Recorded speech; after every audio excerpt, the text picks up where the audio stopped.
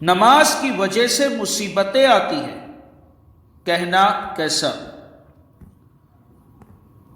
سوال: کسی نے نمازی سے کہا تو نماز پڑھتا ہے اس لیے تجھ پر مصیبتیں آتی ہیں، اب تو ہی بھگت، یہ قول کیسا ہے؟ کسی نے نمازی سے کہا کہ تو نماز پڑھتا ہے اس لیے تجھ پر مصیبتیں آتی ہیں، اب تو ہی بھگت، یہ قول کیسا ہے؟ جواب: ایسا کہنا کفر ہے۔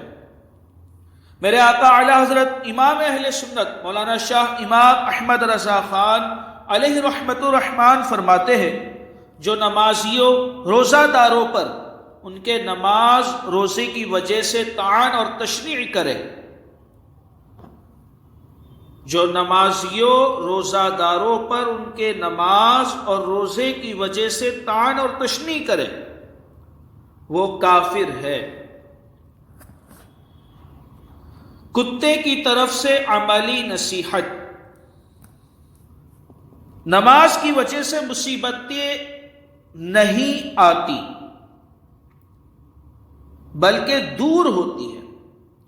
اگر کوئی مصیبت آ بھی جائے تو نماز کو اس کا سبب قرار نہیں دیا جا سکتا۔ کوئی مصیبت آ گئی تو آپ یہ نہیں کہہ سکتے کہ یہ نماز کی وجہ سے آئی ہے۔ آپ کو کس نے کہا کہ یہ نماز کی وجہ سے آئی ہے؟ بلکہ نماز کی وجہ سے مصیبتیں دور ہوتی ہیں۔ کہ بے نمازیوں پر بھی تو سخت سخت مصیبتیں آتی ہیں، کیا جو نماز نہیں پڑھتا اس پر کوئی مصیبتیں نہیں آتی کیا؟ بے نمازیوں پر بھی تو کئی گنا سخت مصیبتیں آپ کو ملے گی دیکھنے کو۔ جو مصیبت سے گھبرا کر شیطان کے بہکاوے میں آ کر بغاوت پر آمدہ ہو جاتا ہے، وہ کتے سے بھی گیا گزرا ہے۔ مفسر شہیر حکیم الامت حضرت مفتی احمد یار خان علیہ رحمت الحنان فرماتے ہیں، خواجہ حسن بصری رحمت اللہ تعالی علیہ فرماتے ہیں، تمہارا پالا ہوا کتا تمہارے ہاتھ سے 100 بار مار کھائے، پھر تم اسے ٹکڑا دکھاؤ تو دم ہلاتا ہوا آ جاتا ہے۔ ایک کتے کو تم پالو اور اسے 100 بار مارو، پھر اس کو ایک روٹی کا ٹکڑا دکھاؤ تو وہ دم ہلاتا ہوا آ جاتا ہے کہ نہیں؟ یہ صفت ہے خاشعین، رب سے ڈرنے والوں کی۔ اے بندے، اگر تجھ پر رب 1000 بار سختی آزمائش کرے مگر تو حی علی الصلاح کی آواز پر دوڑا ہوا مسجد میں آ جا، چاہے تجھ پر کتنی ہی سختی کیوں نہ ہو جائے، جب تو نماز کے لیے آواز سنے حی علی الصلاح تو تو دوڑا ہوا مسجد میں آ جا۔ نماز کو ٹکرے مارنا کہنا کیسا؟ مطلب ہے کہنے والا یہ کہے کہ رکو میں ابھی فٹافٹ ٹکرے مار کے آتا ہوں، سمجھے؟ بس 5 منٹ دو، میں ٹکرے ابھی مار کے آتا ہوں۔ تو نماز کو ٹکرے مارنا کہنا کیسا؟ سوال: نماز کے لیے مسجد کی طرف جاتے ہوئے کہا ذرا ٹکرے مار کر آتا ہوں، کیا حکم ہے؟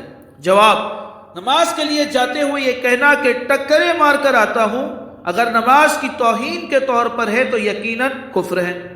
ہاں اگر اس نے انکساراً اپنی نماز کے لیے یہ الفاظ کہے تو کفر نہیں ہوگا۔ نماز کو بوجھ سمجھنا، نماز کو بوجھ تصور کرنا کیسا؟ جواب: نماز کو ناپسند سمجھتے ہوئے بوجھ تصور کرنا کفر ہے۔ فقہائے کرام رحمہم اللہ السلام فرماتے ہیں، جو شخص فرض نماز کو ناپسند کرے وہ کافر ہے۔